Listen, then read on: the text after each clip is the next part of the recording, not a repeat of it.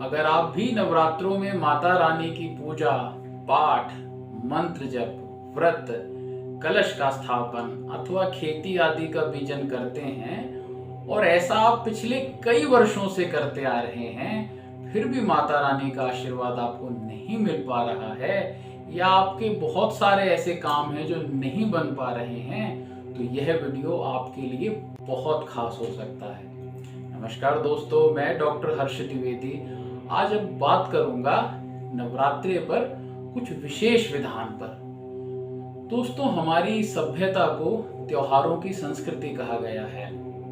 यहाँ नित्य नए त्योहार मानव जाति को मनोबल, उत्साह और शक्ति संवर्धन के लिए आते रहते हैं। अभी हमने गणपति बप्पा की पूजा करके उनका विसर्जन किया, उसके बाद पितरों अपने पूर्वजों को पूजा, उनकी आराधना की और अब नवरात्रे शक्ति प्राप्त करने के 9 बहुत ही खास दिन नवरात्रे आ गए हैं। दोस्तों, नवरात्रे पर वैसे तो बहुत बड़ी बड़ी चर्चाएं की जा सकती हैं, शायद ये 10 मिनट 15 मिनट बहुत कम पड़ेंगे, लेकिन बहुत ही सार में ये कि नवरात्रि में माता के 9 रूपों का पूजन किया जाता है और इन 9 रूपों में भी जो मूल रूप हैं वो माता के माता महाकाली, माता महालक्ष्मी और माता महासरस्वती। देखिए, जहाँ भी शक्ति अर्जन, शक्ति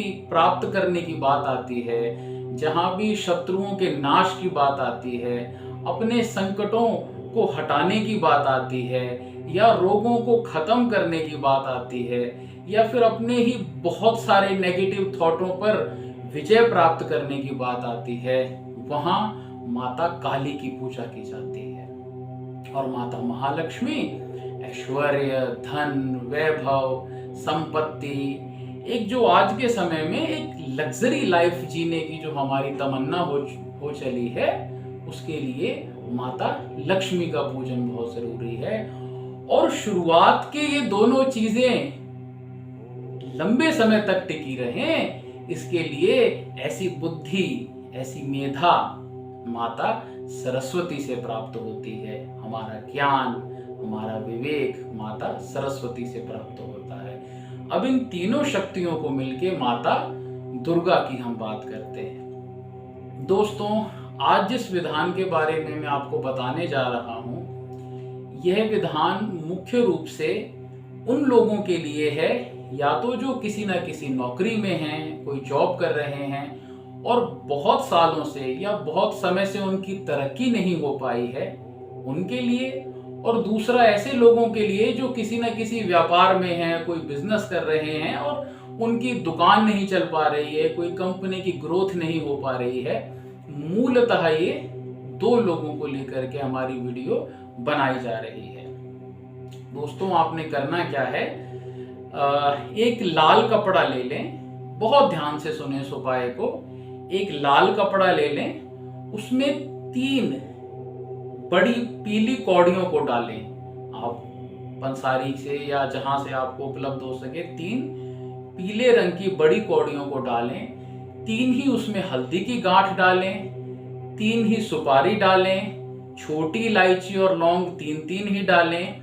अब यहाँ पे अगर आप सामर्थ्यवान हैं तो 3 चांदी के सिक्के आप उसमें डाल सकते हैं, लेकिन यदि आपको लगता है कि उतना नहीं हो पाएगा तो पीतल या तांबे के भी 3 सिक्के डाल सकते हैं। इतना करने के बाद में अगर आप किसी नौकरी में हैं तो आपने जो भी आपका नाम है, जितने आपके नाम के अक्षर हैं उतने आपने इसमें कमल गट्टे डालने हैं। अगर आप नौकरी में हैं, अगर आपको तरक्की चाहिए, अगर आपका अपना व्यापार है तो यहाँ आप अपनी दुकान का, जो आपके दुकान का नाम है या कोई कंपनी का नाम है, उसके जितने नाम के अक्षर हैं उतने कमल गट्टे डाल सकते हैं या फिर अपने नाम के अनुसार भी कमल गट्टे डाल सकते हैं। इन चीजों को आपने एक पोटली बना के बंद कर लेना है और एक सुनहरी धागे से, सुनहरी धागा ना हो तो पीला भी धागा यूज कर सकते हैं, उसको गांठ मार के छठे नवरात्रे से, छठे 7वें और 8वें, इन 3 नवरात्रों में आपने इस पोटली की पूजा करनी है। अब पूजा का विधान जिस प्रकार आप करते आ रहे हैं आप उसी के अनुसार कीजिए।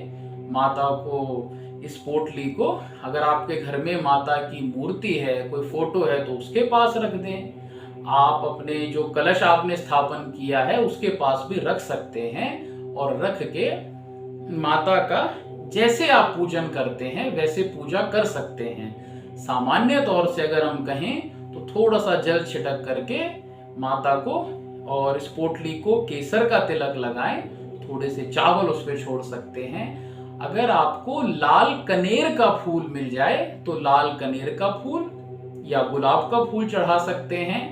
एक पान का पत्ता लेकर के उसमें हलवा और एक अनार का फल, ये 2 चीजें लेकर के माता को अर्पण करें और जल चढ़ा करके जो भी आपकी प्रार्थना है वह प्रार्थना आप कर सकते हैं। जैसे इस नौकरी में मेरी तरक्की नहीं हो पा रही है तो हे माता मुझे इस विधान करने से ऐसा फल मिले कि मेरी तरक्की हो सके, या मेरा ये व्यापार है, ये काम है, ये नहीं चल पा रहा है।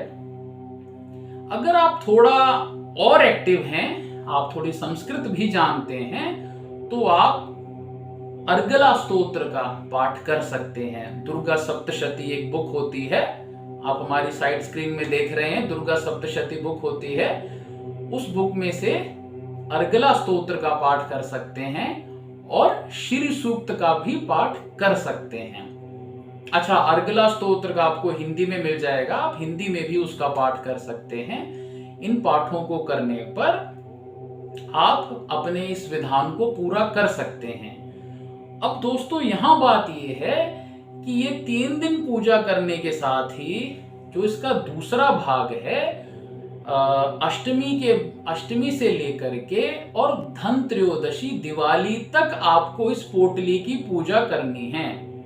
मान लीजिए आप नहीं कर पा रहे हैं, आप ऐसी व्यवस्था में नहीं है कि आप इतने दिन तक रोज नहीं पूजा कर पा रहे हैं, तो आपने अष्टमी को पूजा करके अष्टमी की रात को या नवमी की सुबह को जहां घर में पैसे रखते हैं, अगर आप नौकरी करते हैं तो जहां घर में पैसे रखते हैं वहां ऐसा आप इस पोटली को रख लेंगे।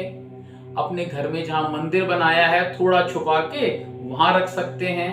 अगर आप एक दुकानदार हैं तो आप अपने गल्ले में भी रख सकते हैं, लेकिन गल्ले में ऐसी जगह रखिएगा जहां पर पैसे का लेन देन जहां से दे रहे हैं वहां नहीं, थोड़ा पीछे करके रखिएगा जहां बार बार आपका हाथ ना पहुंचे। तो इस तरीके से रख सकते हैं, क्योंकि इस पोटली का जो विशेष विधान होगा वो धनत्रयोदशी और नवरात्रे पे होगा। तो आप अष्टमी तक करके आप इसको रखे रहिए, और जब हम दीपावली और धनतेरस की वीडियो बनाएंगे उसमें हम आपको इसका पूरा विधान बताएंगे, जिससे माता रानी की कृपा आपके ऊपर बनी रहे। एक बात और, मान लीजिए आपकी कामना कुछ और है, आपको नौकरी या व्यापार नहीं बढ़ाना है और कुछ आपकी कामना और है, चाहे वो कोई भी कामना है, तो पूरी विधि यही रहेगी। इसमें आप जो कमल गट्टा है वो अपने नाम के अनुसार ना डालें, और सभी जितनी भी 3-3 की संख्या है उसी के अनुसार आप 3 कमल गट्टे डाल लें, माता की पूजा करें। आज की वीडियो यहीं पर हम समाप्त करेंगे, लेकिन दोस्तों हम बहुत ही जल्दी एक ऐसी वीडियो लेके आपके सामने आएंगे।